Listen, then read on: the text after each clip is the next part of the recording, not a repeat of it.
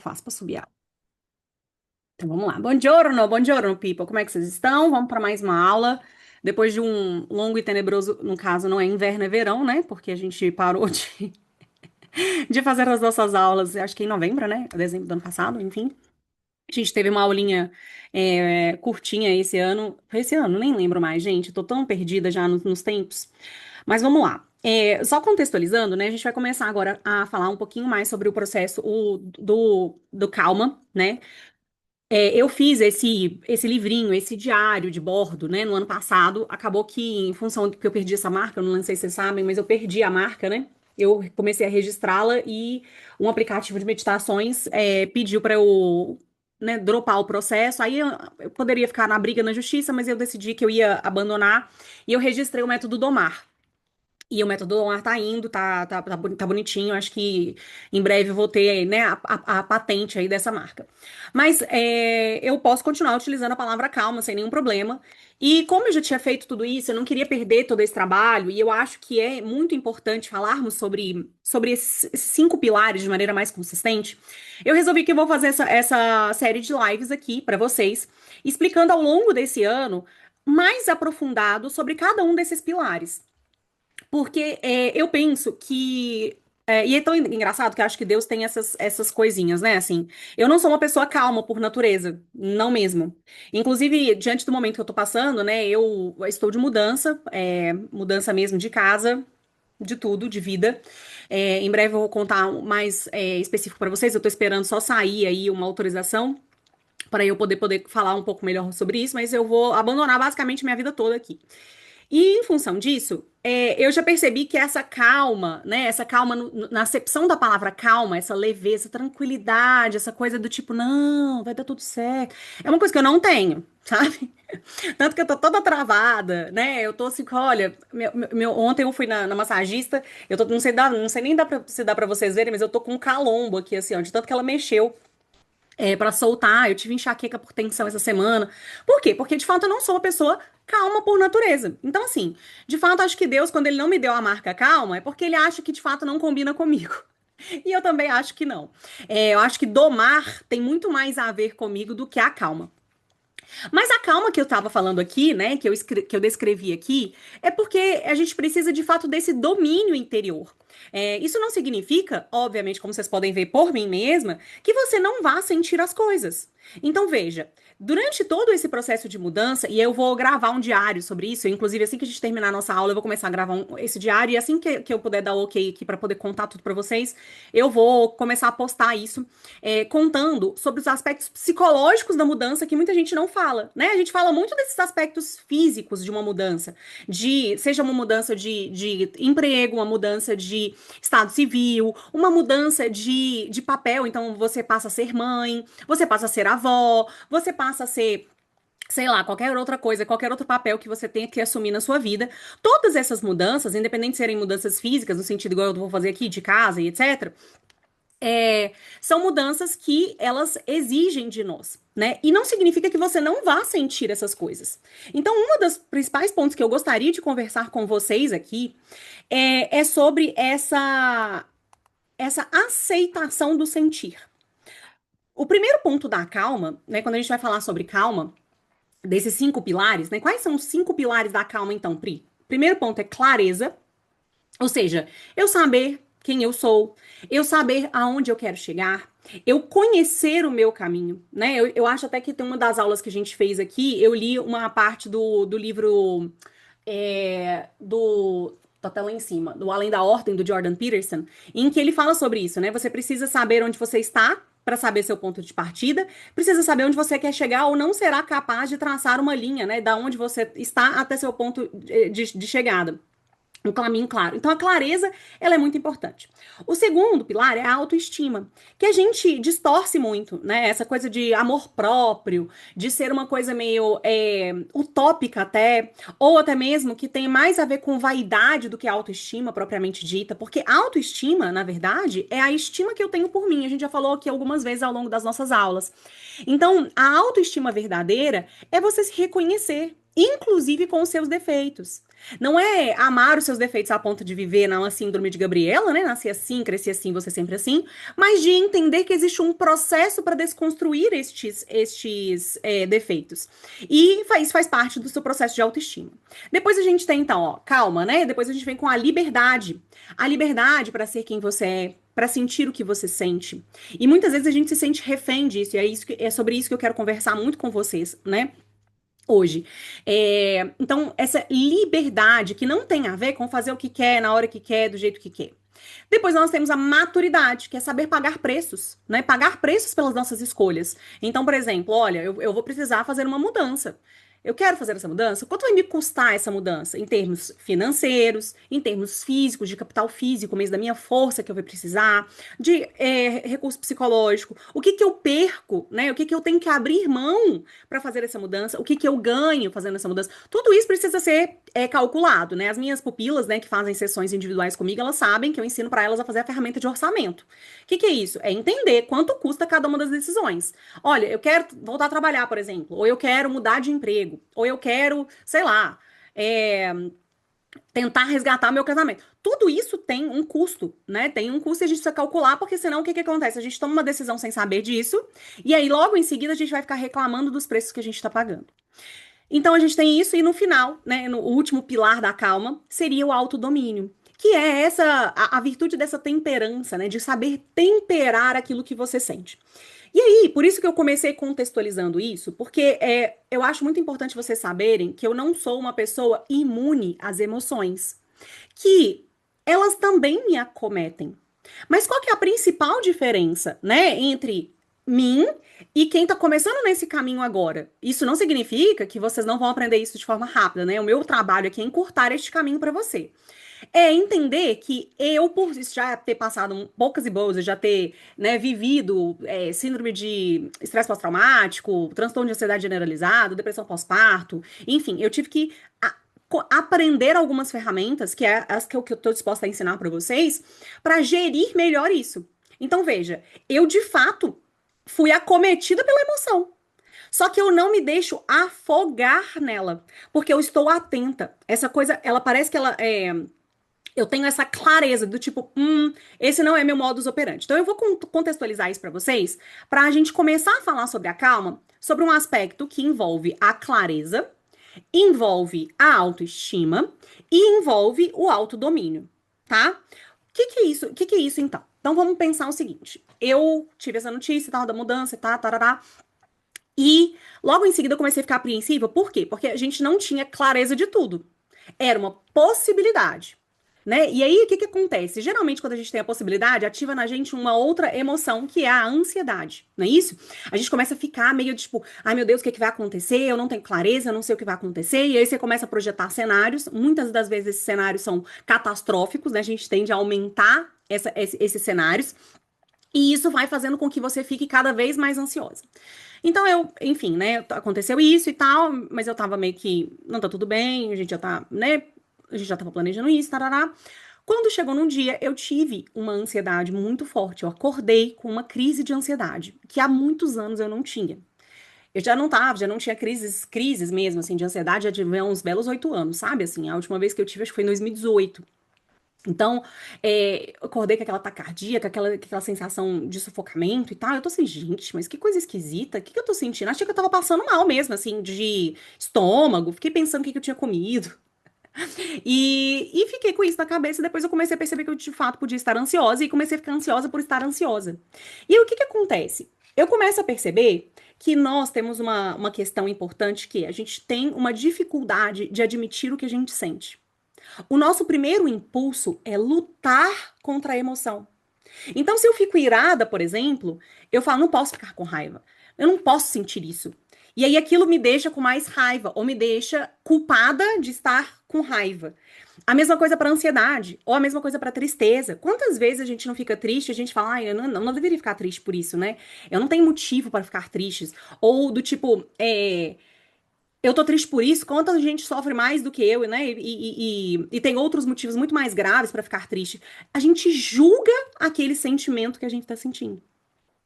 E esse julgamento moral em cima da nossa emoção acaba fazendo com que a gente entre num vórtex da ansiedade. Eu vou até indicar um livro pra vocês que eu tenho gostado muito de ler, eu ainda não terminei, que é esse aqui, ó, A Personalidade Neurótica do Nosso Tempo, de Karen Horney. É um livro mais complexozinho, ele não é um livro gostosinho de ler, tá? É de uma psicóloga e psicanalista, ela é da onde mesmo? Alemã. Ela rompeu com Freud e ela fala basicamente sobre ansiedade no livro dela.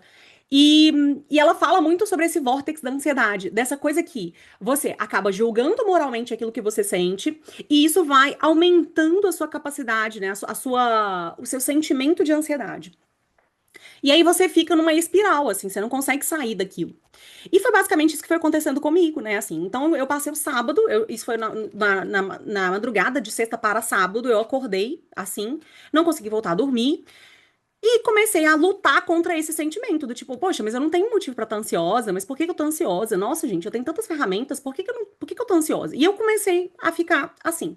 Passei o sábado todo meio ansiosa, aí no domingo acordei, fui passear com os meus pais, e eu queria sair de lá, cara, eu queria sair correndo, sabe, assim, eu não queria estar ali, eu queria estar quieta no meu canto. E aí, quando eu voltei desse passeio no shopping, eu comecei a falar assim, gente, mas peraí, eu tô lutando contra esse sentimento o tempo todo. Eu já descobri, já diagnostiquei, que é o método do Omar é diagnosticar, né? Já diagnostiquei a minha emoção, eu sei que é ansiedade. Já observei, entendi o que que ela sente aqui, o que que eu tô sentindo, né? Quais são as reações físicas que esse sentimento está me acometendo. Mas eu não tô conseguindo aqui agora sair dessa espiral. Por que que eu não estou conseguindo sair dessa espiral? Porque eu estou julgando o que eu estou sentindo. Porque eu estou achando que eu não tenho razões para me sentir ansiosa. Sendo que sim, eu tenho. Poxa, eu vou passar por um processo de mudança, é um processo de mudança com duas crianças, é um processo de mudança da minha rotina, da minha vida como um todo. Então, acaba que eu tenho sim razões para me sentir ansiosa. Então tá tudo bem. E aí no domingo eu comecei a fazer assim, tá tudo bem, eu tô ansiosa. Sim, eu tô ansiosa. E eu assumi que eu estava ansiosa. Eu assumi para mim mesma que eu estava com ansiedade. E neste momento que eu assumi, foi como se tirasse aqueles sintomas com a mão. Depois de uns 10 minutos que eu assumi, aquele sentimento ele foi dissipando. Porque basicamente eu dei atenção pra ele. Lembra que eu falei com vocês que as emoções são crianças birrentas e elas ficam gritando até que a gente dê atenção? Basicamente aquela minha emoção, a ansiedade, ela se sentiu olhada, ela se sentiu vista. E imediatamente o meu coração foi meio que se acalmando. Do tipo, poxa, não, de fato, eu tenho um motivo pra me sentir ansiosa, eu estou com essa ansiedade atacada e tá tudo bem. Faz parte deste processo que estou vivendo sentir isso. E veja, eu comecei a perceber que todas as vezes que eu consegui controlar as minhas emoções, foi assumindo isso. E o fato de a ansiedade ter muito tempo que eu não sentia nessa intensidade, eu tive muita dificuldade para assumir isso, sabe? Porque eu não admitia que eu tinha motivos para me sentir ansiosa, e isso estava me deixando mais ansiosa ainda. Então, quando a gente vai falar sobre o processo da calma, é importante. Gente, me dá um segundo aqui, só porque a minha diarista me mandou uma mensagem aqui. E eu não sei o que que ela disse. Só um minutinho.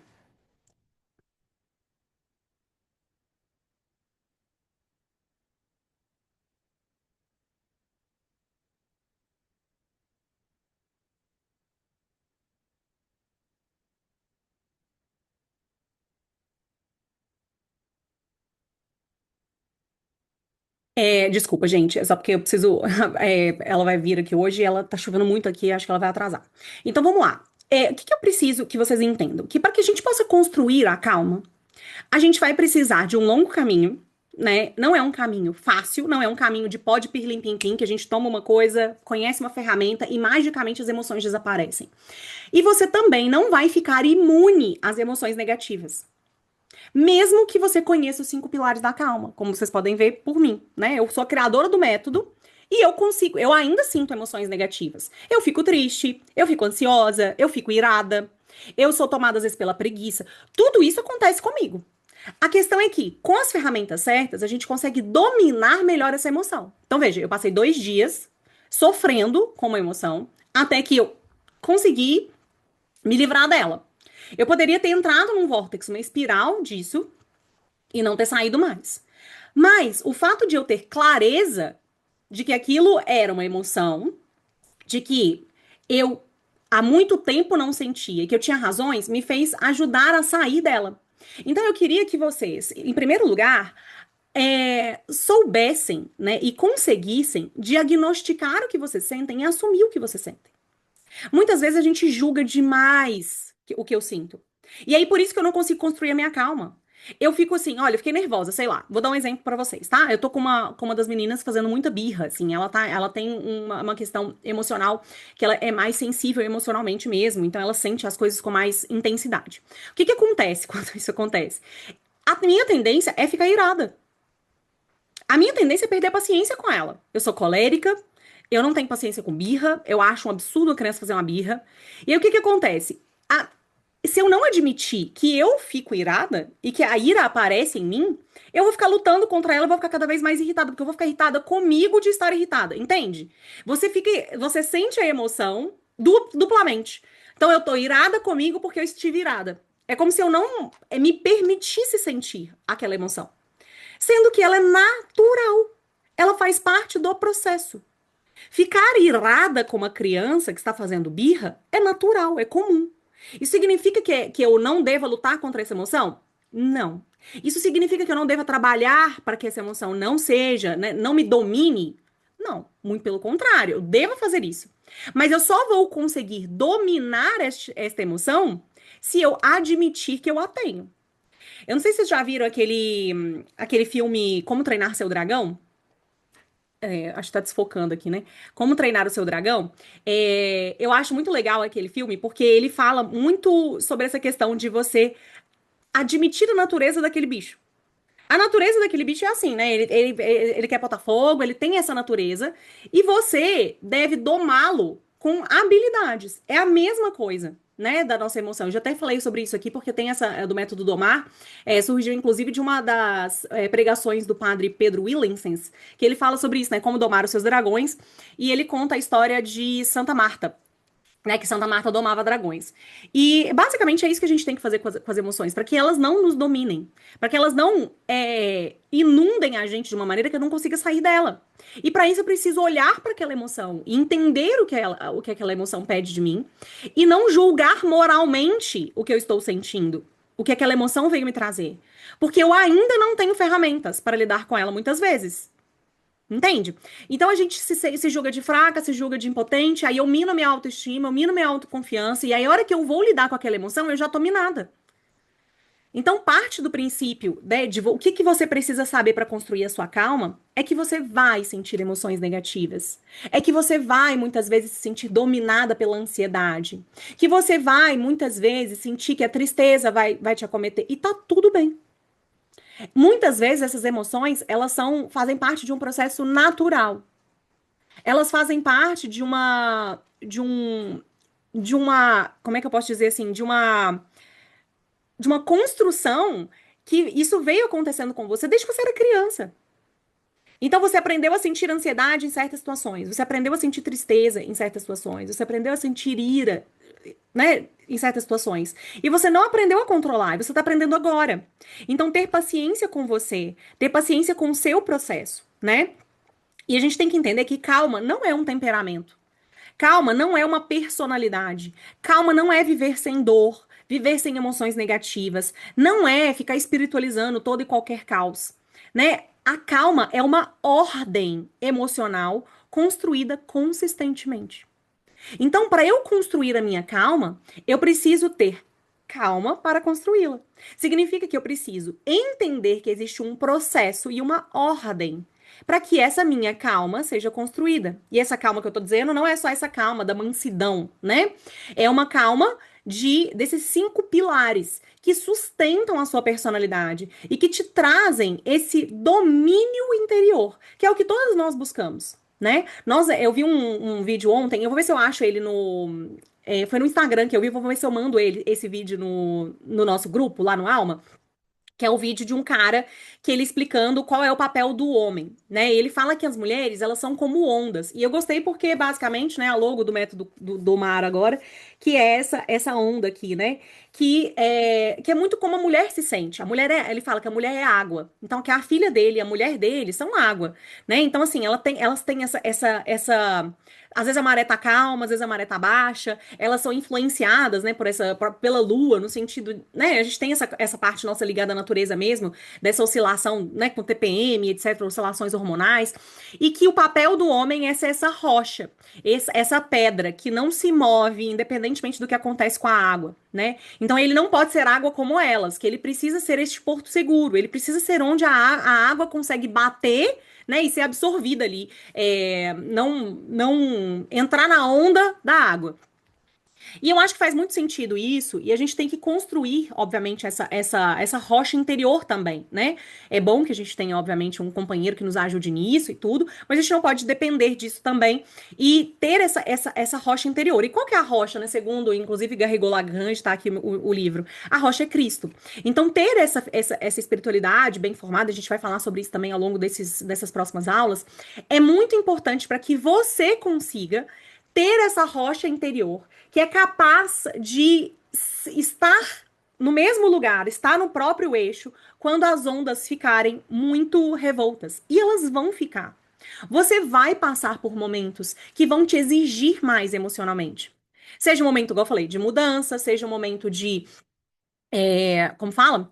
De, de assumir um novo papel, seja às vezes um momento de uma doença, de um luto. Essas coisas vão acontecer com a gente, né? São as cruzes que a vida nos traz. E aí é impossível eu querer exigir de mim mesma que eu não sinta emoções negativas, que eu não fique triste, que eu não fique ansiosa.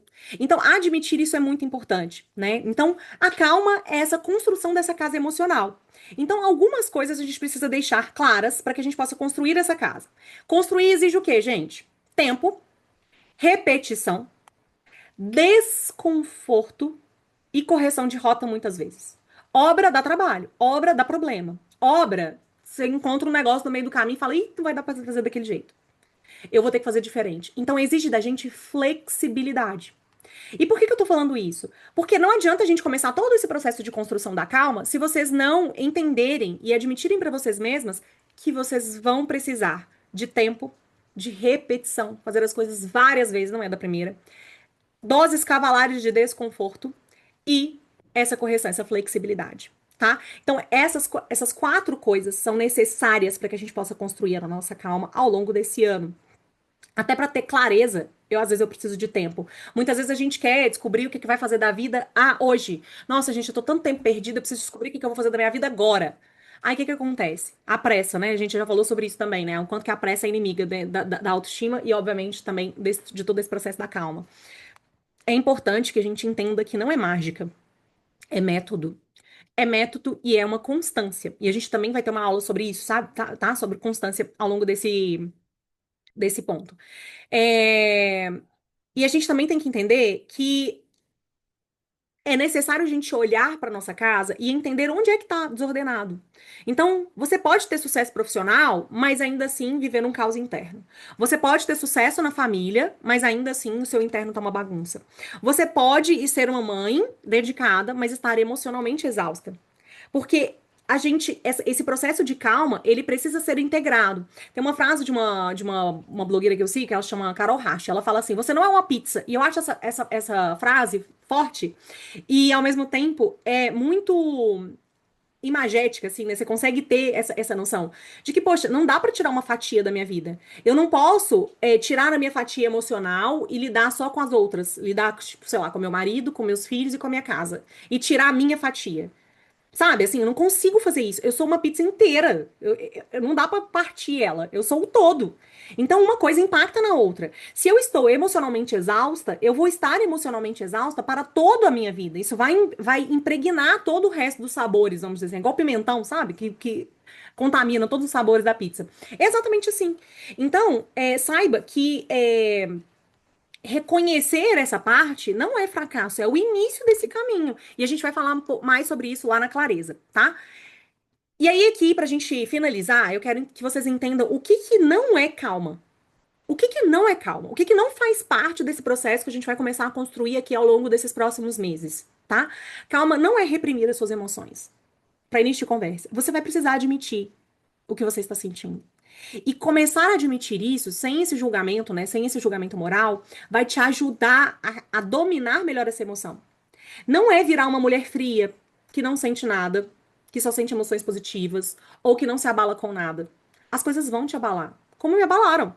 Né? Eu fiquei com dor de cabeça, enxaqueca de tensão esse final de semana, porque foi quando a gente foi contar pra nossa família da mudança e tudo. E, e foi assim, eu acho que eu descarreguei, sabe? Assim, eu falei, não, agora passou, tipo, a primeira fase, né? A fase toda de contar, enfim, de esperar, né, a reação das pessoas, enfim.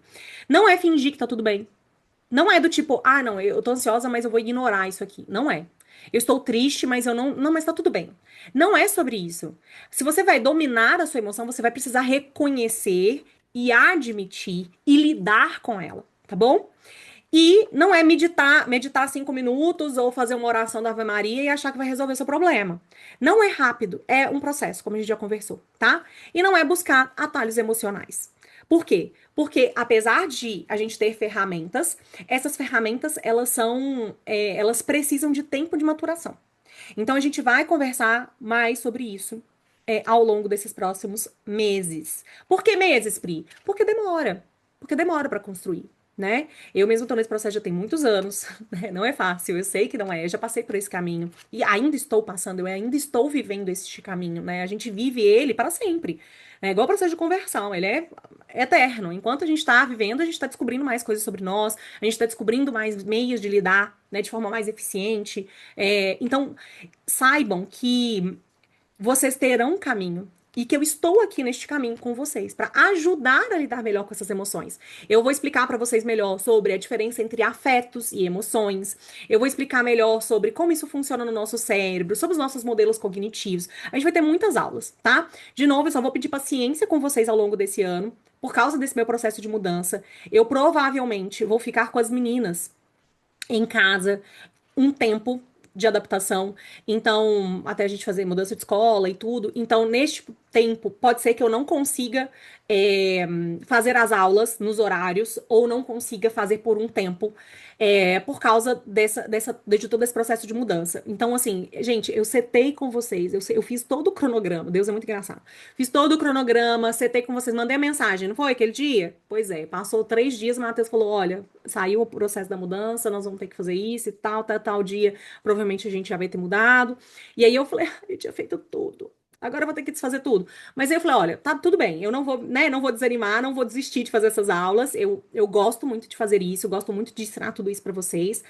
E em função disso, eu vou só fazer esses ajustes quando eles forem necessários. Então, eu vou mantendo vocês informadas no grupo, tá? A gente vai conversando lá no grupo, que eu gosto, né, de trazer isso pra vocês, para que fique claro, né, lá para vocês todo esse processo e também para que a gente consiga ir caminhando juntas e também que vocês fiquem sabendo assim, ah, olha, não vai ter aula ou vai ter aula, então eu vou pedir desculpas de forma antecipada pela bagunça, vamos dizer assim, que é que vai ser mais ou menos esse ano, pelo menos até as coisas se ajeitarem, até eu me mudar e até as coisas se resolverem, perfeito? Desde já eu agradeço muito vocês pela atenção. Tem alguma dúvida? Vocês querem falar alguma coisa? Posso ajudar vocês com alguma questão? Não? Sim ou não? Pra mim tá tranquilo. Ixi, eu não tô ouvindo. Peraí, Amanda. Pode falar de novo, Amanda, desculpa. Não, pra mim tá tranquilo. Mas é Perfeito, interessante beleza. ver de uma perspectiva diferente, né? Eu que já me mudei de estado 2 vezes, cidade, acho que umas 8, 10, sei lá.